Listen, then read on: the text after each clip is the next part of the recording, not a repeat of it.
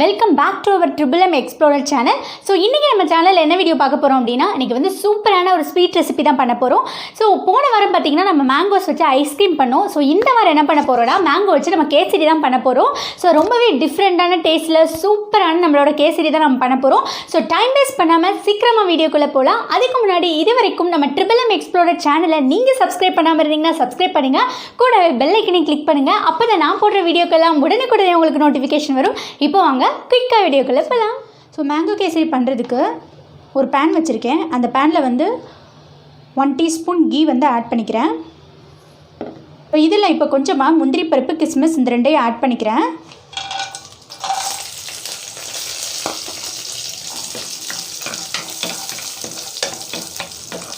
இது வந்து பொன்னிறமாக வர்ற வரைக்கும் நம்ம வறுத்தெடுத்துக்கலாம். முந்திரி பருப்பு நல்லா சவந்துட்டு கிஸ்மிஸ்னால் நல்லா ஊதிட்டு, ஸோ இந்த டைமில் நம்ம இதை வெளியே எடுத்துடலாம். ஸோ நான் இன்றைக்கி வந்து 1 கப் ரவா எடுத்திருக்கேன். ஸோ இதே நெய்யில் நம்ம அந்த ரவையை வந்து வறுத்தெடுத்துடலாம்.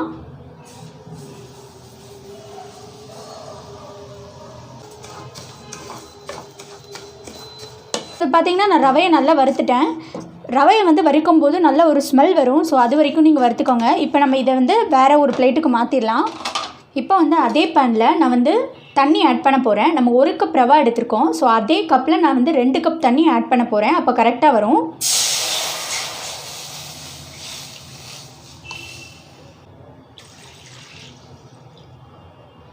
இப்போ இதில் நான் வந்து ஒரு 3லேருந்து ஒரு 4 ஏலக்காய் வந்து இடித்து வச்சுருக்கேன். இதை வந்து ஆட் பண்ணிக்கலாம். நீங்கள் வந்து பொடியாகவும் சேர்த்துக்கலாம்.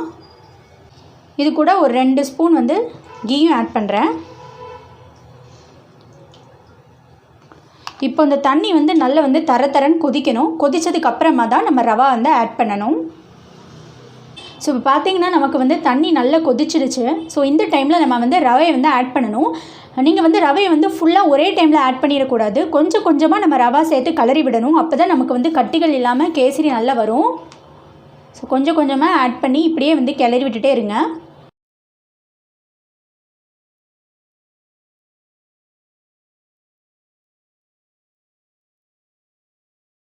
பாருங்கள், நம்ம ரவை வந்து தண்ணியெல்லாம் நல்லா இழுத்துட்டு, ஸோ இந்த டைமில் நம்ம வந்து சுகர் ஆட் பண்ணுறோம். நான் இன்றைக்கி வந்து 1 கப் வந்து ரவாக்கு 3/4 கப் வந்து சுகர் வந்து ஆட் பண்ணுறேன். ஸோ உங்களுக்கு வந்து நீங்கள் வந்து இனிப்பு கம்மியாக தான் எடுப்பீங்கன்னா நீங்கள் வந்து கம்மியாக சுகர் சேர்த்துக்கோங்க. இப்போ இதை வந்து ஆட் பண்ணிடலாம்.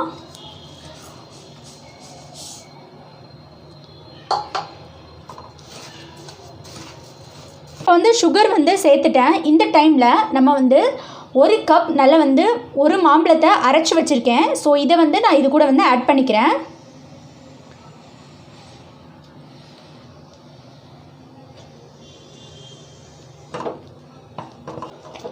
ஸோ இப்போ இது எல்லாத்தையுமே ஒன்றோட ஒன்று சேர்த்து நல்லா வந்து கிளறி விட போகிறோம். கட்டிகள் வந்து பிடிக்காம மட்டும் பார்த்துக்கணும். அப்படியே லைட்டாக கட்டி வந்தால் கூட நீங்கள் வந்து கரண்டி வச்சு அமுத்தி விட்டுக்கோங்க. ஸோ இப்போ பார்த்தீங்கன்னா நல்லா வந்து மேங்கோ, சுகர் எல்லாத்தையுமே நல்லா கலந்து விட்டாச்சு. ஸோ இந்த டைமில் நம்ம வந்து இன்னும் கொஞ்சம் வந்து நெய் ஆட் பண்ணிக்கலாம். நான் வந்து ஒரு 2 ஸ்பூன் போல் வந்து நெய் ஆட் பண்ணிக்கிறேன். ஸோ அப்போ தான் நல்லா ஒட்டாமல் நல்லா வரும்.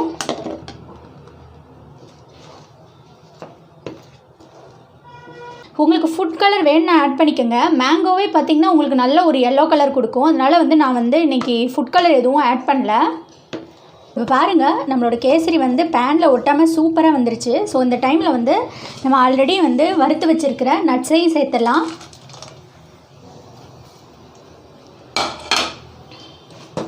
உங்களுக்கு வந்து நெய் வந்து எவ்வளோ வேணுமோ அவ்வளோத்துக்குள்ளே வந்து சேர்த்துக்கோங்க.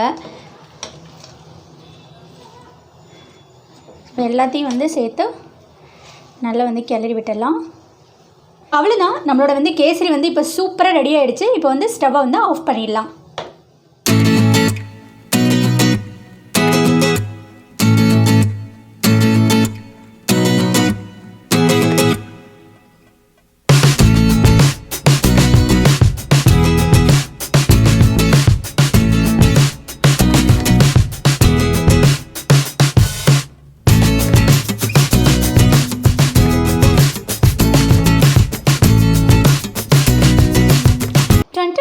சூப்பரான நம்ம மேங்கோ கேசரி வந்து செம்மையாக ரெடி ஆகிடுச்சு. ஸோ இப்போ எப்படி இருக்குன்னு சொல்லி நம்ம டேஸ்ட் பண்ணி பார்க்கலாம்.